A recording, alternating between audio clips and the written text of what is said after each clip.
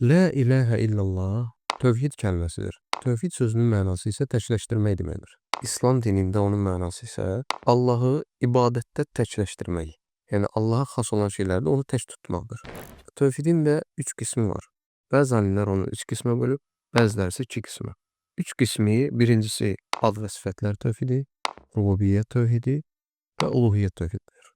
Ad və sifətlər tövhidi Qurani-Kərimdə və Peyğəmbər sallallahu aleyhi və səlləmin sünnəsində gələn Allahın adları və sifətləridir.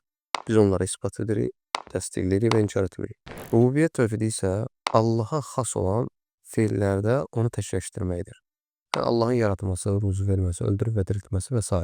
Allaha aid olan feillərdə onu təkləşdirməyimizdir.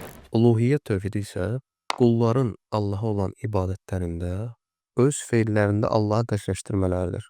Yəni namazda, duada, nəzirdə, zəkatda, həcdə, hər bir ibadətləri Allah üçün etmələridir.